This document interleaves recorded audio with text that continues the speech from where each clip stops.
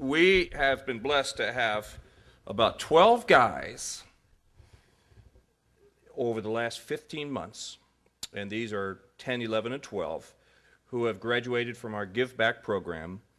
And I was doing some recounting, and I believe that not one of the 12 have relapsed. And I'm praising God for that.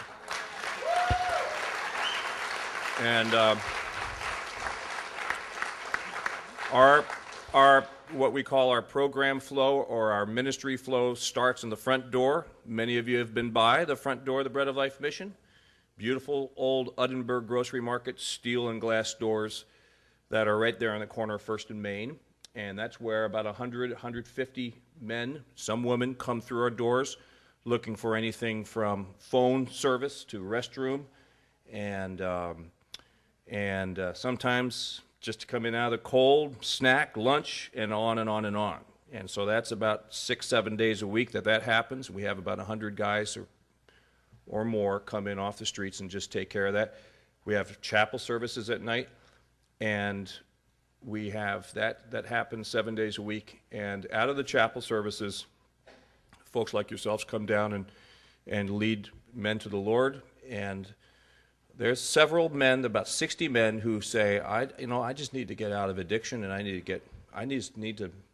Christ, and I need to get my life right, and I need to stop this. And I've failed too many times, but I'm going to give it a try. And that's the hard part, I think, is when you've failed so many times that you think you've scripted yourself into failure. And I think everybody knows that. That's not a condition of the streets. That's a condition of humanity, isn't it? Yeah. And so these guys courageously look at themselves in the face and the eye and say, I want to do it. And they meet guys on our staff. They're not here tonight with us, beautiful men who welcome them, and like Jim's story you heard there, and come in and maybe ashamedly come down the sidewalk and put their hand in their hand and say, would you think about letting me come into your program? And that's when it starts, and it goes from the front door to the shelter into the program, and they're about 9 months. And everything happens in 9 months. It's kind of like triage. And our philosophy is you come in with a broken leg, and we put a cast on you. We don't fix you. God fixes you. All we can do is put a cast on you. It's like a holy timeout, and we say, why don't you just stay set and quit moving. Just stay set and let God speak to you for a little while. And that's about 9 months. And they get involved with the church. If they don't have their GED, they get their GED. If they've got dental problems, they got to take care of the dental problems. And what else? I'm only the director. I should know some of this stuff.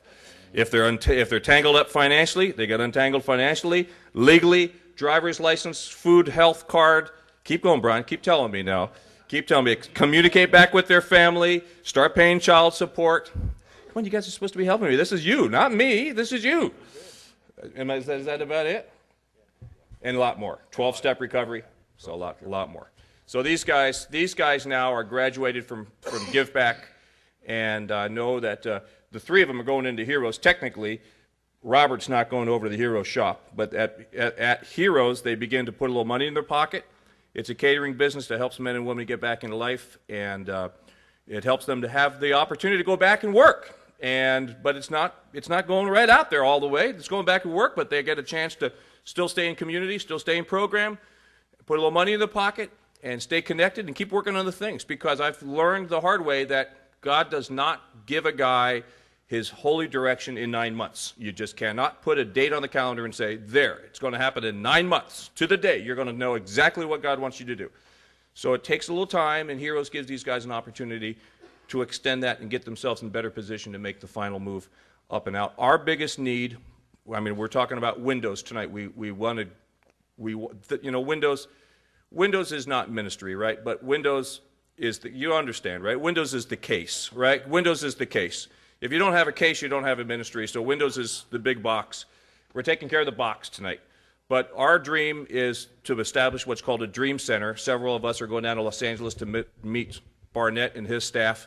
They've established what's called the Dream Center down there, multitude business, transitional housing, and we're hoping and believing that God's going to create that right in downtown Seattle.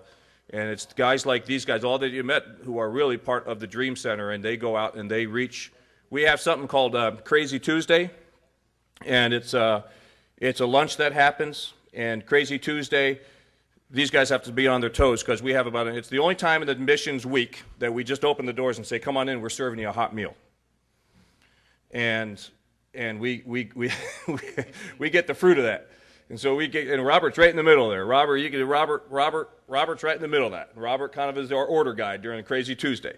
And we have, I don't know, sometimes over 100 people come in and have lunch, and it's a little rough and tumble, a little bit of a ripe crowd, and they love us. And so these guys just take care of those guys. They take care of the guys in 3. They love them. One more story, and then I'm going to let these guys each share their story, then we're going to move on with the program. But,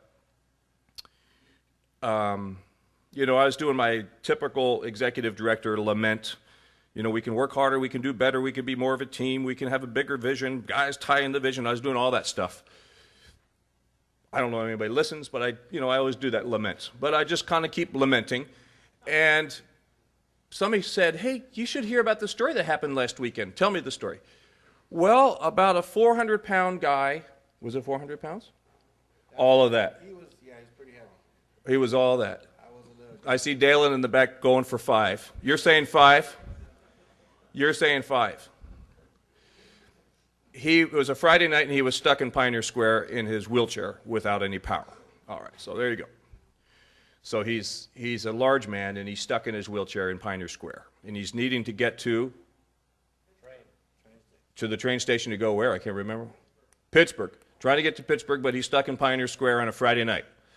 Not the safest place to be stuck in front. Not Friday night. Not Thursday night, not any day. But he's stuck there on a Friday night. And he's a big man, and his wheelchair is busted. No power. So the police comes to the door and says, hey, can you help us out? And we got a big guy, wheelchair, busted, broke. So the guys opened the door, and they wheeled the man in, and they plugged him in, as I understand the story. And he began to eat. Now, they said that there were some big utensils that they had to feed him with, but nonetheless, this guy was stuck in Pioneer Square. He spent the weekend at the Bread of Life mission, plugged in, his charger got.